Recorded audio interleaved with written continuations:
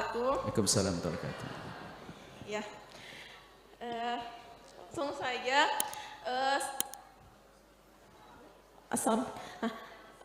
Saya mau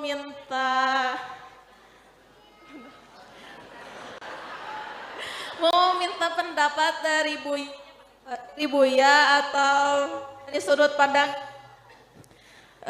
seandainya seluruh manusia itu muslim, sedangkan pemikiran-pemikiran yang dibawanya adalah kapitalisme, demokrasi, perasaan-perasaan yang dimilikinya adalah spiritualisme yang tidak memiliki peraturan, atau nasionalisme, peraturan yang diterapkan adalah kapitalisme, demokrasi, maka masyarakatnya pun menjadi masyarakat yang tidak islami, meskipun mayoritas penduduknya adalah orang-orang Islam.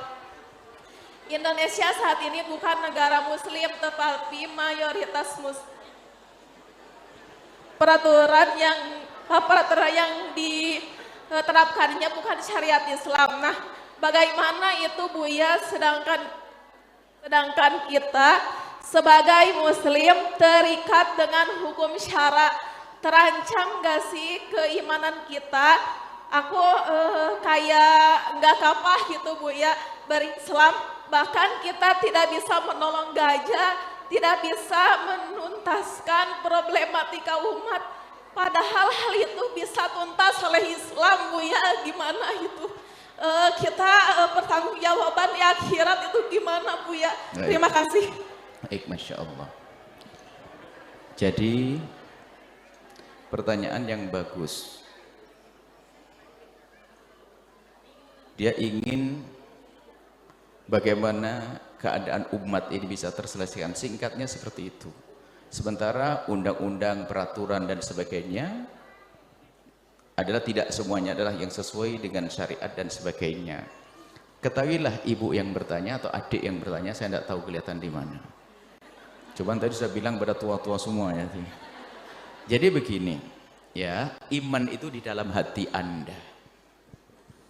Nggak ada urusannya dengan di luar sana. Kekuatan keimanan kepada Allah dan Rasulnya, iman kepada agama, bahwasanya agama Islam membawa ajaran terbaik, benar untuk umat semuanya. Kemudian iman itu, seruan iman itu akan mengajak Anda sendiri selamat dulu, karena Anda takut neraka Allah, takut murka Allah. Biarpun kemudian setelah itu, demi keselamatanku, aku harus menjadikan lingkunganku baik. Sebab kalau lingkunganku tidak baik, aku akan jadi jelek juga nanti, rancuh. Aku nggak bisa menerapkan syariat. Maka kami jelaskan, iman pribadi antara Anda dengan Allah, maka urusan syariat, tolong pahami. Jangan salah, sok berjuang pengen negakkan syariat, tapi bukan syariat yang ditegakkan. Hanya pengen suaranya lantang, Allahu Akbar, jihad, pengen dilihat di koran, pengen viral. Bukan itu. Akan tapi hukum itu dibagi tiga. Di mana yang bertanya? Di Ibu Seha. Hukum itu ada tiga. Penerapan hukum dan syariat ada tiga. Yang pertama hukum imamah. Yang perlu menerapkan adalah imam, pemimpin tertinggi. Seperti hukum-hukum yang harus tegakkan di negara, hukum bunuh, hukum kisos, hukum ini negara, hukum rajam, negara. Kalau seandainya rakyat tidak bisa menegakkan itu semuanya. Hukum rajam karena seorang sudah pernah menikah berzina yang tadi kita sebutkan, itu kalau dihukum dirajam, tapi tidak semua orang boleh melakukan. Sebab kenapa harus negara? Karena negara nanti perangkat-perangkatnya, pembuktian segala macam rapi. Tidak asal tuduh langsung dibunuh, tidak. Maka itu hukum imamah. Yang kedua hukum qadha, para qadhi, persengketaan harta dan sebagainya, saudara dan sebagainya. Yang terakhir adalah hukum individu. Makanya Anda jangan mikir yang sana dulu, mikir hukum yang Anda bisa melakukan. Menutup aurat yang benar, agar tidak nonton handphone yang haram. Masa ada urusan dengan pemerintah? Masa nunggu undang-undang negara melarang nonton film porno? Nggak perlu. Anda sendiri yang menghindari. Makanya kita tidak perlu banyak teriak-teriak menegakkan syariat. Syariat dalam rumahmu, dalam dirimu sendiri yang kau tegakkan. Kok repot ngurusi yang di sana sini. Bagaimana aku dengan syariatku? Bagaimana aku dengan handphoneku? Bagaimana aku dengan suamiku? Bagaimana aku dengan kerudungku? Masa kerudung dipakai waktu pengajian saja? Sebagian orang misalnya sudah begitu teriak syariat Islam harus tegakkan di rumahmu wahai soleha. Jaga matamu dalam melihat yang haram. Ini hukum fard, hukum pribadi yang semua orang boleh melakukan. Sholat, adakah larangan sholat di sini? Apakah di negeri kita ada larangan sholat? Kenapa ada orang tidak sholat?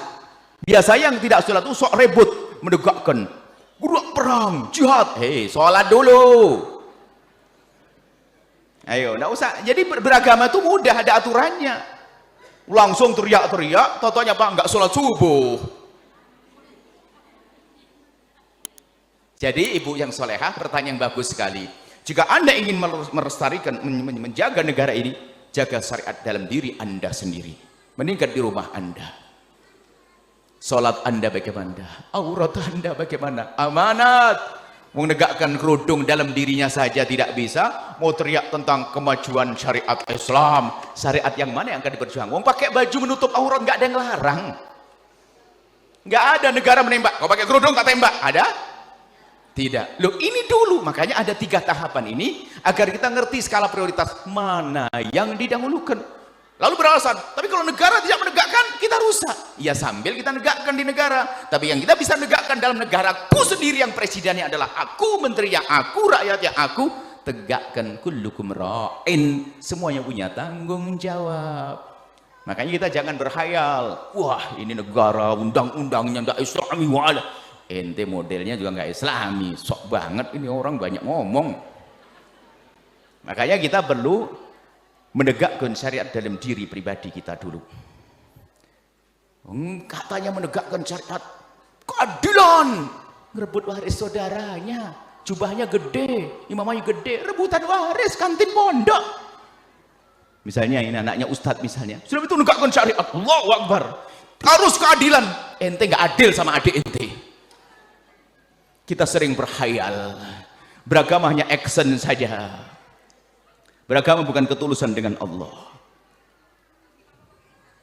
Salat, urusan pribadi dengan Allah. Menegakkan syariat dalam diriku sendiri. Presiden adalah aku, rakyat aku. Masuk rumah tangga, presiden saya, istriku wakil presiden, anakku menteri-menterinya. Tegakkan di rumah. Itu namanya hukum fard, hukum pribadi. Sebelum Anda masuk lebih tinggi lagi hukum qadha, masuk lagi hukum imamah nanti. Seperti itu. Jadi kita perlu serius dari awal. Kita ingin beragama itu bukan action depan manusia, akan tapi harus kita mulai kedekatan secara pribadi dengan Allah. Makanya tadi kita mulai berzikir juga penting. Tadi ada dzikir wirdul fatih dibaca dengan khusyuk agar kita punya saat-saat spesial dengan Allah. Supaya kita tidak hanya action saja. Action sekarang.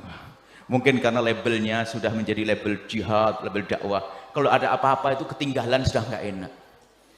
Ayo keluar langsung bikin spanduk anti, padahal yang dikerjakan di rumahnya anti Islam malahan.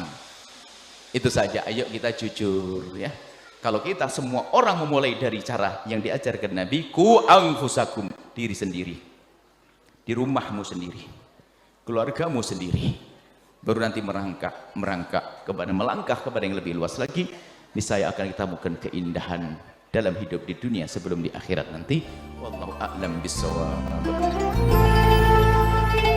Sahabat Al-Bahjah TV, setelah menyaksikan video ini, jangan lupa bersolawat kepada baginda Nabi Muhammad.